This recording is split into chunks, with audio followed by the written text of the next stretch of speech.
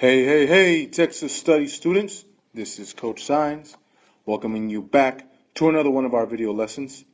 Today's video lesson, we're going to cover 5.3 and Hernan Cortes and the Aztecs. Now make sure that you fill in the blanks on the worksheet that was given. And also, if there's anything written on the sides or on the screen, make sure you write it off to the side there on your paper.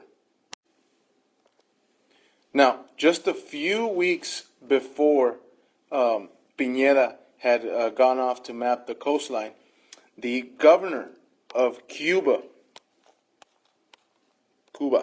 right there, had given Hernan Cortes permission to go off and explore Mexico, to go in there into the interior and check it out. Now with him he took a bunch of supplies. He was with 11 ships.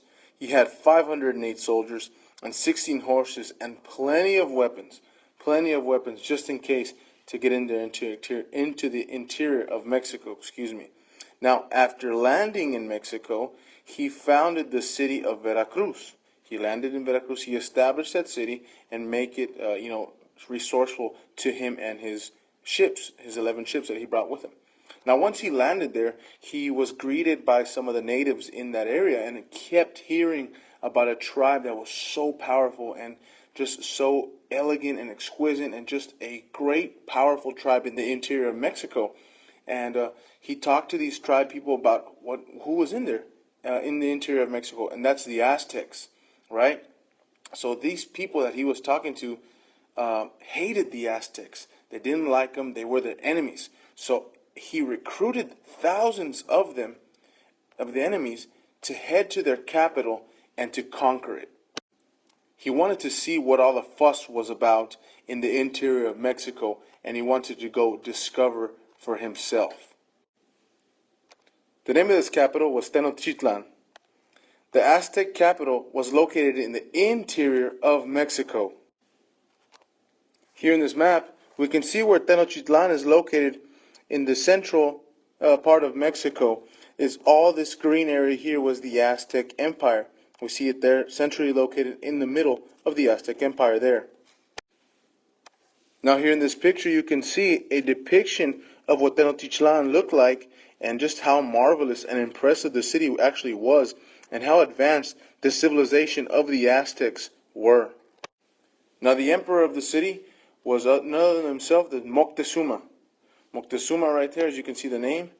Sounds like a pretty cool name if you ask me. Now the Aztec culture, as we can see here in this picture, also went by a different name. They went by the name as Mexica, as you can see right there. We'll underline it so you guys can see it right there, Mexica. Now, do y'all think that sounds familiar?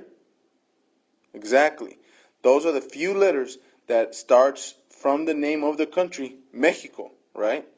That's where they originated. Home of the Aztecs, Mexica.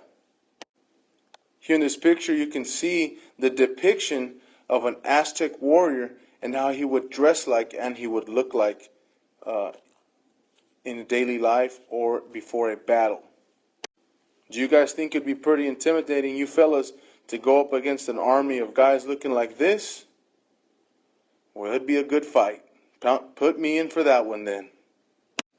Now the Aztecs are a very, very superstitious type of people, right? They had been the expectant of the arrival of a god named Quetzalcoatl, as you can see there. It's a pretty funny name, right, for the god that they were waiting for.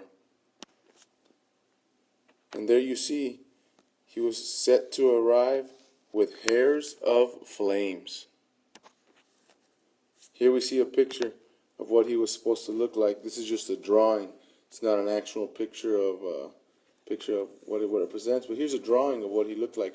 The red hair, the red flames, and how he would come and look like if he was to come into what the Aztecs would have believed in person. Now, when Hernan Cortes arrived in Tenochtitlan, Montezuma, the emperor, thought that Hernan Cortes was the god Quetzalcoatl. Now, one of the reasons he believed that he was the god was because he had a powerful army. He had many horses, and he had a lot of people with him, and he had horses and weapons, and that made Montezuma think that he was the god Quetzalcoatl. Now, another reason why Montezuma thought that Cortes was Quetzalcoatl was because Cortes had red hair. Now, Montezuma and the Aztecs thought that Quetzalcoatl had red hair as a flame, so when they saw Cortes, they thought that this was the coming of their god, Quetzalcoatl. So that's why they served him. As we can see in this picture, they're meeting together and coming together. Now, you might not actually believe this, but the Aztecs right here had never seen anybody with different colored hair, red hair like Cortes had. So they automatically assumed and automatically thought that Cortes was the god Quetzalcoatl.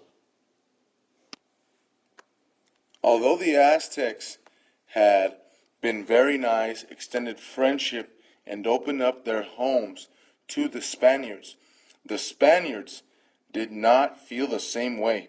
They were there to do one thing and one thing only: raid and take the Aztecs' gold and silver.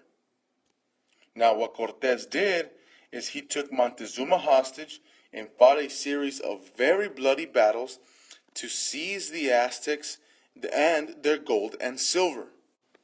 Now, the advanced weaponry of the Spaniards, the guns, the horses, and things like that proved to be too much for the Aztecs and their way of life.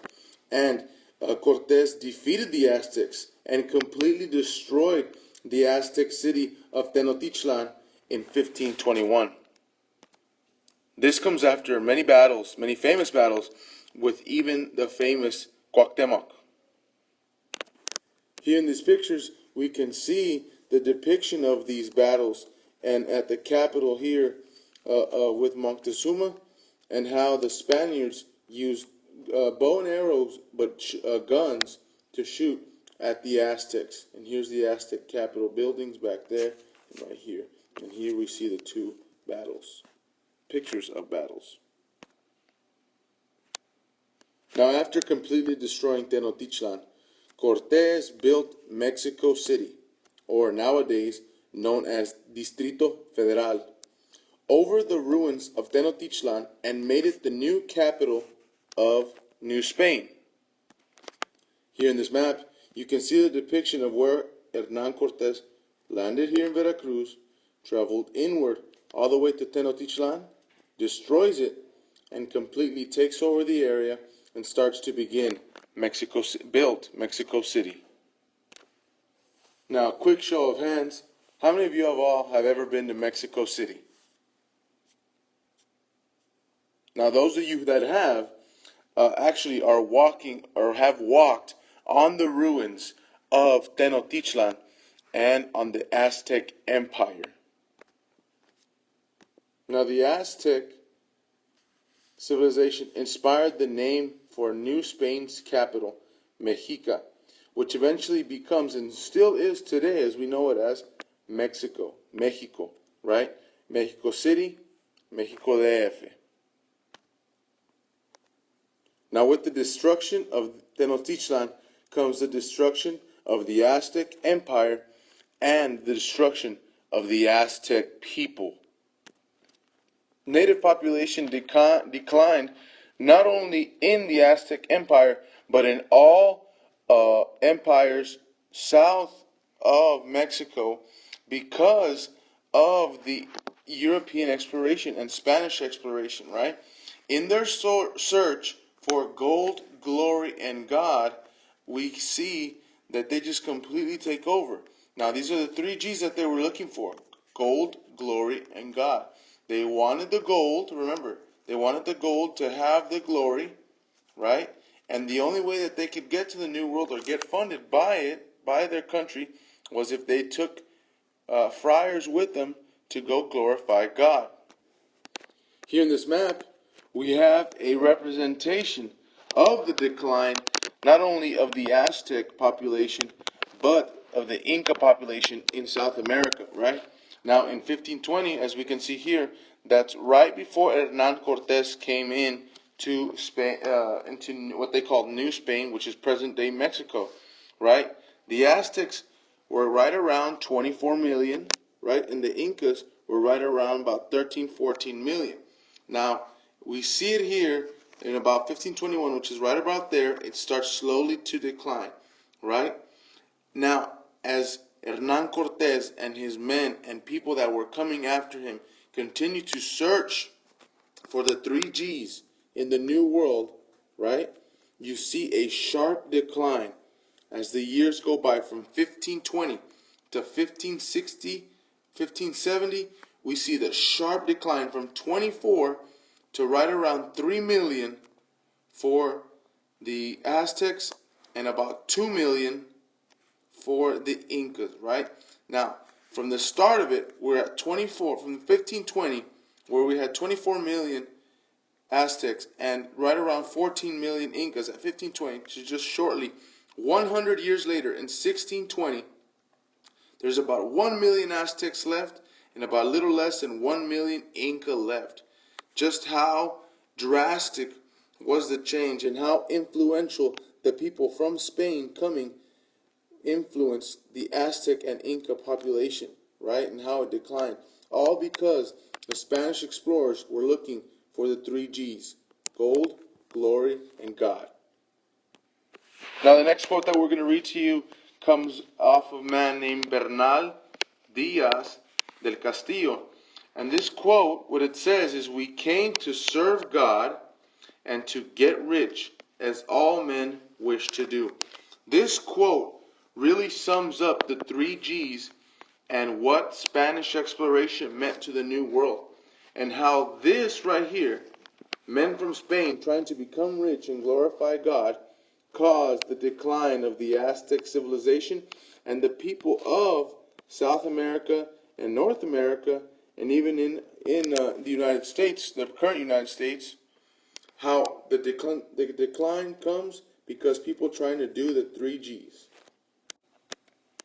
Now, although the 3Gs were a huge cause, there's also two more that are also important that increased the decline of the Aztec civilization.